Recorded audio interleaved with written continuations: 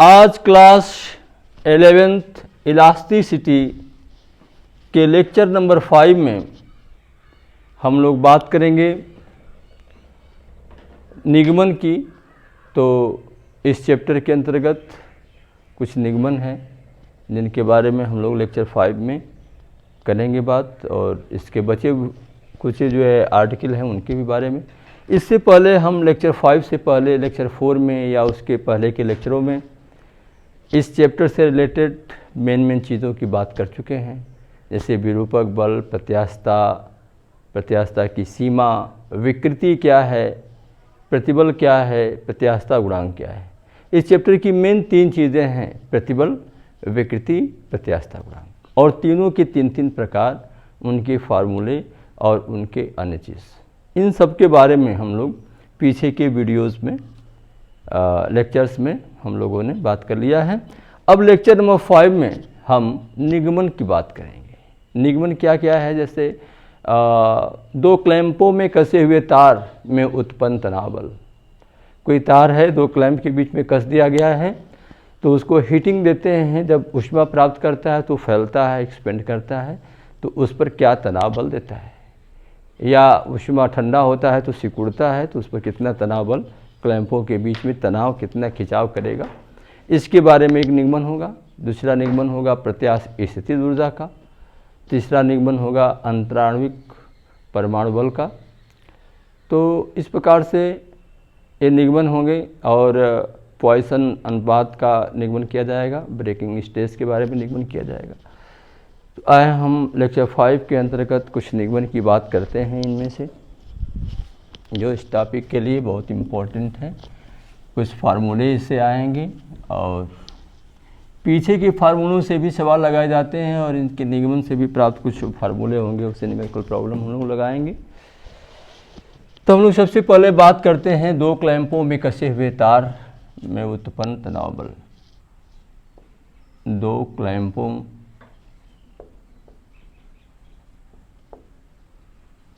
में कसे तार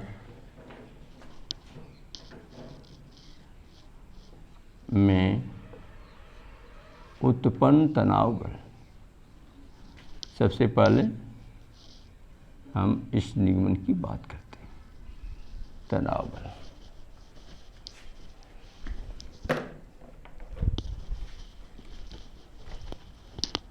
उत्पन्न तनाव बल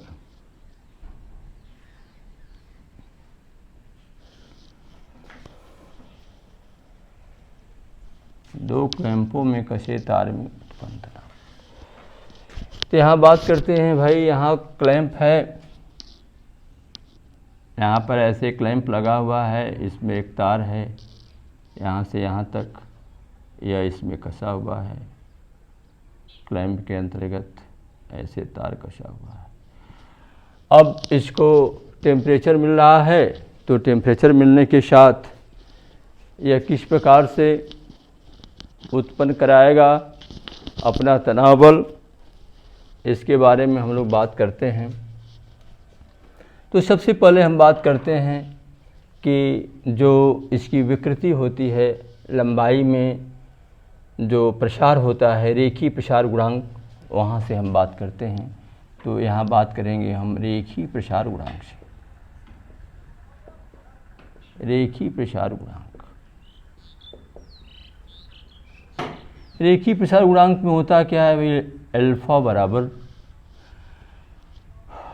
यहाँ पर लंबाई में परिवर्तन बटा के प्रारंभिक लंबाई इंटू टेम्परेचर में परिवर्तन, यह चीज़ दिखाई जाती है इसमें।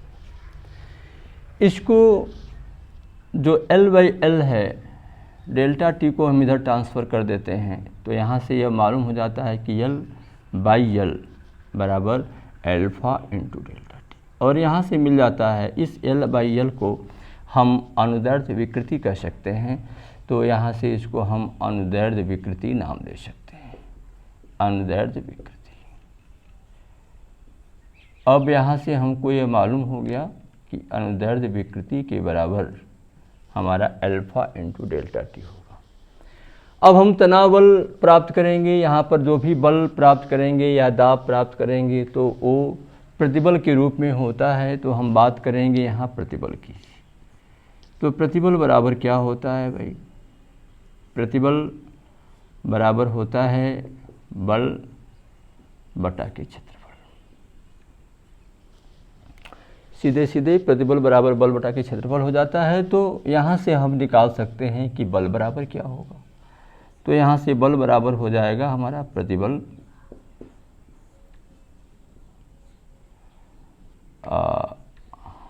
गुणे क्षेत्रफल। यह यहाँ से हम बल बराबर निकाल लेंगे। अब हम बात करें यंग प्रत्यास्थता गुणांक की। तो यंग प्रत्यास्थता गुणांक बराबर होता है प्रतिबल बटा की विकृति। प्रतिबल बटा विकृति। चलो भाई, तो यहाँ प्रतिबल का मान हम यहाँ से लिख लेते हैं, ऊपर वाले इक्वेशन से ही लिख लेते हैं। तो प्रतिबल के जगह पर यदि हम यहाँ पर विकृति वाले इक्वेशन को 1 और इस इक्वेशन को 2 मान लें, इस इक्वेशन को हम 3 मान लें, तो समीकरण 3 में 1 और 2 से मान रख सकते हैं। 1 और 2 से मान रखने पर 1 और 2 से मान इसमें रख दें प्रतिबल के जगह यह मान यफ बटा के। तो y बराबर क्या हो जाएगा हमारा भाई? यफ बटा के। विकृति की जगह हम लिख सकते हैं अल्फा इंटू डेल्टा टी। तो यहाँ पर हो गया हमारा अल्फा इंटू डेल्टा टी। चलो भाई, यह चीज़ हो गया। तो अब इसकी बटा के 1 कर दें हम, तो इसको यहाँ से हम उलट सकते हैं और यहाँ पर बता सकते हैं R Y is equal to यफ बटा K A into alpha into delta T. और यहाँ से हम यफ बराबर कर दें तो यही हो जाता है वाई ए एल्फा डेल्टा टी। और यहाँ उत्पन्न हो जाता है हम लोगों का बल। तो जहाँ पर यफ क्या है भाई? बल है, जिसके लिए हम निगमन जानना चाहते थे। वाई क्या है? यंग प्रत्यास्थता गुणांक है। यंग प्रत्यास्थता गुणांक यह है आपका भाई। ए क्या है? अनुप्रस्थ क्षेत्रफल है, तार का अनुप्रस्थ क्षेत्रफल। तार का अनुप्रस्थ क्षेत्रफल आपको मालूम होना चाहिए। अनुप्रस्थ क्षेत्रफल का मतलब क्या होता है भाई? यह वाला हिस्सा इसको अनुप्रस्थ क्षेत्रफल कहते हैं। फिर डेल्टा टी क्या है? ताप में परिवर्तन। ताप में परिवर्तन आप कितना कर रहे हो? ताप को कम कर रहे हो या अधिक कर रहे हो? ताप को यदि कम करोगे तो यह अंदर सिकुड़ेगा और तनाव बल उत्पन्न कराएगा। ताप को अधिक करोगे तो बाहर फैलाएगा और तनाव बल उत्पन्न कराएगा। यह उत्पन्न तनाव बल है, यह यंग प्रत्यास्थता गुणांक है, यह तार का अनुप्रस्थ क्षेत्रफल है, यह ताप में परिवर्तन है। और उसके साथ साथ अल्फा है रेखीय प्रसार गुणांक। रेखीय प्रसार गुणांक। इस प्रकार से हम लोगों ने यहाँ पर एक निगमन किया। इस निगमन में रेखीय प्रसार गुणांक से यह सूत्र आया है।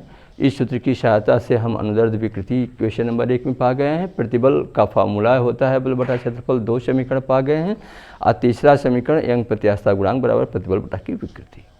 और इस तीसरे समीकरण में पहले और दूसरे समीकरण को यूज़ करके हम यह चीज़ पाए हैं। इसको यहाँ से उलट करके ये समीकरण प्राप्त कर लिए हैं और इसी समीकरण से यह बराबर कर दिए हैं। तो यह सारी चीज़ें इधर आकर के यहाँ पर गुणा हो गया है और यह फार्मूला आपका फाइनलाइज फार्मूला, फाइनल फार्मूला समीकरण नंबर 4 में आ गया है।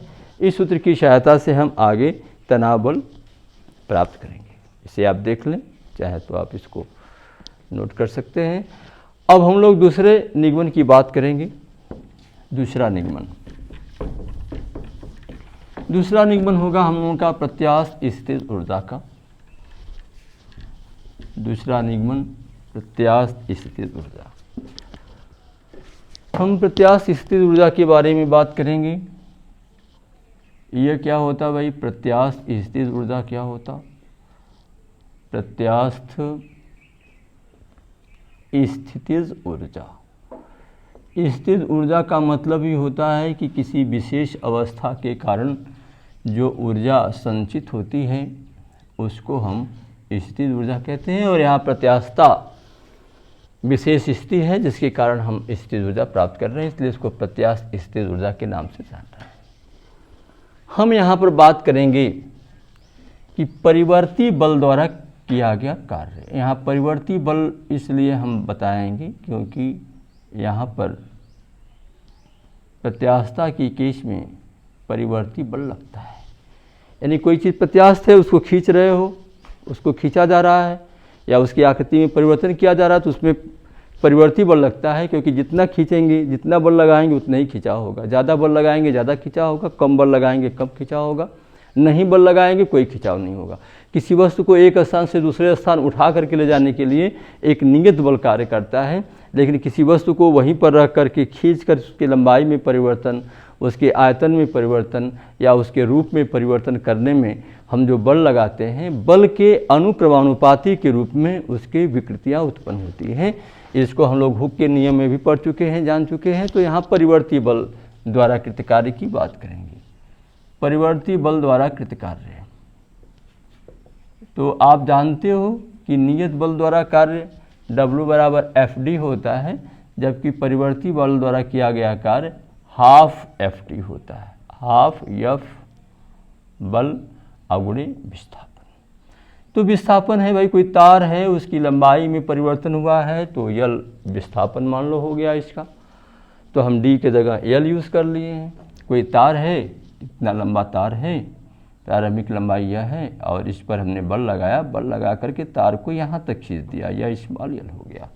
तो यही चीज़ यहाँ पर दिखा दिया गया है और यह चीज़ हो गया हाफ F इंटू L। अब यहाँ ध्यान दोगे, हम प्रत्यास्थता के चैप्टर में हैं तो बल को प्रतिबल बनाना चाहेंगे और प्रतिबल बनाने के लिए इसमें क्या करेंगे, क्षेत्रफल से भाग दे देंगे। इसको मेंटेन करने के लिए क्षेत्रफल का गुणा भी कर दिए, 10 का 10 हो गया। चलो भाई, लंबाई है, इसको विकृति बनाने के लिए प्रारंभिक लंबाई से भाग दे देंगे। इसको बैलेंस करने के लिए प्रारंभिक लंबाई से गुणा भी कर दिए। अब यहाँ देखोगे यह प्रतिबल बन गया, यह विकृति बन गया। इसको मेंटेन करने के लिए क्षेत्रफल से, लंबाई को मेंटेन करने के लिए प्रारंभिक लंबाई से गुणा कर दिए तो यह आयतन बन जाएगा। यह प्रतिबल, यह विकृति और यह आयतन। इस प्रकार से यही सूत्र सिंपल सा, जो W बराबर हाफ F इंटू L था, वही बन क्या जाएगा, हाफ प्रतिबल, प्रतिबल और गुणे विकृति। प्रतिबल गुणे विकृति बन गया और गुणे आयतन बन गया। आयतन भी हो गया, यहाँ आप ये जान लो। फिर अब हम क्या करते हैं, इसमें आयतन से भाग दे देते हैं और यह एकांक आयतन की किया गया कार्य हो जाएगा और इसी को हम ऊर्जा भी कहेंगे और यह हमारी स्थिर ऊर्जा हो गई प्रतिबल गुणे विकृति। और इसे हम एकांक आयतन की ऊर्जा कहते हैं। यह संपूर्ण आयतन की ऊर्जा थी और यह हमारे एकांक आयतन की स्थिर ऊर्जा हो जाती है 1/2 प्रतिबल बटा विकृति। यही सूत्र होता है 1/2 प्रतिबल गुणे विकृति, एकांक आयतन में संचित ऊर्जा। यह U इसका एकांक आयतन, एकांक आयतन की प्रत्यास्थ स्थितिज ऊर्जा है, जिसके लिए हम निकाल रहे थे प्रत्यास्थ स्थितिज ऊर्जा। यही चीज़ है। इसको थोड़ा सा और बढ़ाने के लिए हम क्या कर देते हैं भाई, विकृति का इसमें भाग देते हैं प्रतिबल में कि यह यंग प्रत्यास्थता गुणांक बन जाए, तो इसको मेंटेन करने के लिए विकृति से गुणा कर देंगे तो यह हो जाएगा U = 1/2 प्रतिबल, तो यह था ही, और विकृति से हम अपने से भाग दे दिए हैं कि यह यंग प्रत्यास्थता गुणांक बन जाए। तो फिर इस विकृति को मेंटेन करने के लिए हम क्या करेंगे, विकृति से गुणा भी करेंगे विकृति को मेंटेन करने के लिए यहाँ गुणा भी कर दिए, तो यह विकृति स्क्वायर हो गया। और यह प्रतिबल बटा की विकृति यंग प्रत्यास्थता गुणांक हो गया। तो यहाँ पर एकांक आयतन में संचित प्रत्यास्थ स्थिर ऊर्जा का सूत्र 1/2 y यानी यंग प्रत्यास्थता गुणांक अगुणे विकृति का स्क्वायर भी होता है। और दो सूत्र इसके आ गए आपको। एक यह सूत्र है यंग प्रत्यास्थता गुणांक के पद में, एक यह सूत्र है प्रतिबल और विकृति के पद में, और एक यह भी सूत्र है, इसको भी यूँ कह सकते हो, तो यह संपूर्ण आयतन के पद में है। पूरे आयतन की स्थिर ऊर्जा पूछे तो आप यहाँ से बता सकते हो, एकांक आयतन की स्थिर ऊर्जा पूछे तो आप यहाँ से बता सकते हो, यंग प्रत्यास्थता गुणांक के पद में पूछे तो आप यहाँ से बता सकते हो। इस प्रकार से यह प्रत्यास्थ स्थिर ऊर्जा का निगमन हो गया। दूसरा निगमन यह है हमारा। फिर तीसरे निगमन की हम बात कर सकते हैं यहाँ पर। तो तीसरा निगमन है अंतराण्विक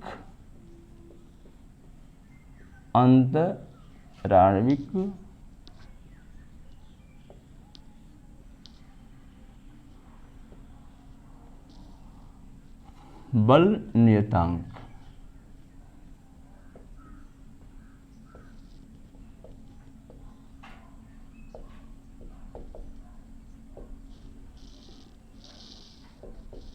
अंतराण्विक बल नियतांक की बात करेंगे हम लोग।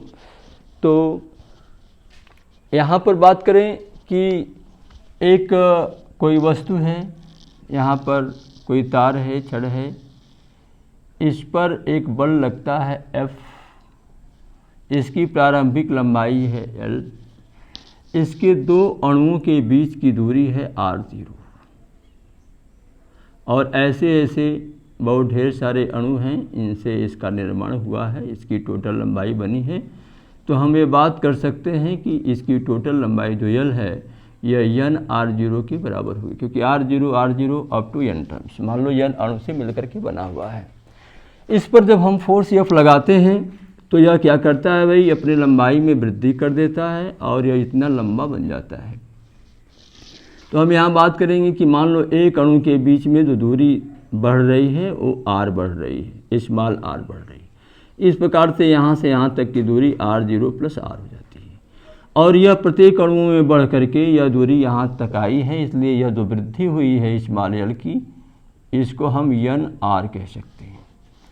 यहाँ बात करें हम कि यह इसका एरिया है, और इसके एरिया की बात करें हम तो यह कहेगा कि एक जो कड़ी बनती है इसकी वो R0 और R0 मिलाकर के बन रही है, और इसे हम R0 स्क्वायर कह सकते हैं। तो इस टोटल एरिया को यदि A कहें हम तो n R0 square total area इसकी हो सकती है। इस प्रकार से इन सारी चीज़ों को हम यहाँ पर स्टेप वाइज भी लिख सकते हैं, यानी कि प्रारंभिक लंबाई के बारे में हम बात कर सकते हैं कि प्रारंभिक लंबाई भाई बराबर क्या होगी, L बराबर n R0। कैसे n R0 हो गया है, क्योंकि n अणुओं की संख्या है, किन्हीं दो अणु के बीच की दूरी R0 है, तो L बराबर n R0 हो जाएगा। हम लंबाई में वृद्धि की बात करें,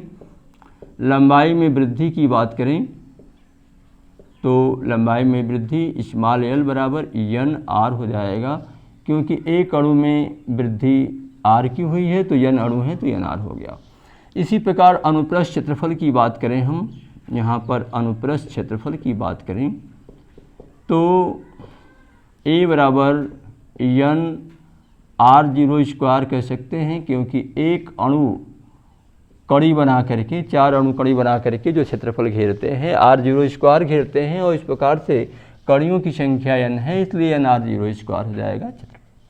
अब हम बात यहाँ करेंगे कि मान लो कि जो फोर्स लग रहा है, टोटल फोर्स, यह F n अणुओं पर लग रहा है, तो किसी एक अणु पर लगने वाला बल स्मॉल f होगा, और उसको हम n इंटू f के बराबर दिखा सकते हैं, और यह समीकरण नंबर 4 हो जाएगा। अब यह स्मॉल f जो फोर्स है वही इस स्मॉल r मतलब एक अणु के बीच जो विस्थापन उत्पन्न किया है स्मॉल r के बराबर है, तो यह दोनों एक दूसरे की अनुक्रमानुपाती होंगे, यानी यह प्रोपोर्शनल स्मॉल r और यह बराबर के r, और यह k जो है अंतराणुक बल नियतांक है। तो यहाँ से हम k बराबर लिख सकते हैं स्मॉल f अपॉन r। यह चीज़ है main, k is equal to f into R. अब यहाँ पर देखोगे यह समीकरण नंबर 5 हमारा आया। अब इसमें हम क्या करेंगे, इस स्मॉल f को कैपिटल F बनाने के लिए इसमें क्या करेंगे भाई, n का ऊपर नीचे हम कर देंगे मल्टीप्लाई। तो समीकरण 5 में n से गुणा करने पर गुणा कर देंगे ऊपर और नीचे, तो क्या पा जाएंगे, k is equal to N F upon N R. ये चीज़ पा गए भाई। यह एफ स्मॉल था और यह भी एफ स्मॉल है, और एन एफ से यह क्या बन जाएगा, कैपिटल एफ बन जाएगा। और यह समीकरण नंबर हमारा 6 हो गया। फिर हम यहाँ लिख सकते हैं कि समीकरण 6 में 4 से मान रखने पर, 4 से मान रख दो, मान रखने पर 4 से मान रख देंगे तो के बराबर क्या हो जाएगा हमारा, एन एफ के जगह एफ हो जाएगा capital F upon N into R. अब देखें यहाँ पर हम आर जीरो स्क्वायर से भाग दे देंगे समीकरण नंबर 7 में। आर जीरो स्क्वायर से हम भाग क्यों दे रहे हैं, ताकि एन आर जीरो स्क्वायर ए बन जाएगा और एफ बटा के ए हमारा प्रतिबल बन जाएगा। तो हम बात करेंगे समीकरण 7 में आर जीरो स्क्वायर से गुणा और भाग करेंगे। गुणा करने पर यानी कि ऊपर गुणा कर देंगे, नीचे भी गुणा कर देंगे, तो के बराबर हो जाएगा एफ बटा के एन आर जीरो स्क्वायर। ध्यान दो, एन के साथ हमने आर जीरो स्क्वायर कर दिया, ठीक। फिर इसके बाद आगे हम फिर इसको मेंटेन करने के लिए ऊपर भी आर जीरो स्क्वायर कर देते हैं और इसके आर को उसके साथ ले लेते हैं। अब यह हमारा समीकरण नंबर 8 हो जाएगा। समीकरण नंबर 8 में एन आर जीरो स्क्वायर के जगह पर समीकरण 3 से क्षेत्रफल रख देंगे। तो यहाँ आओ बात करते हैं समीकरण 8 में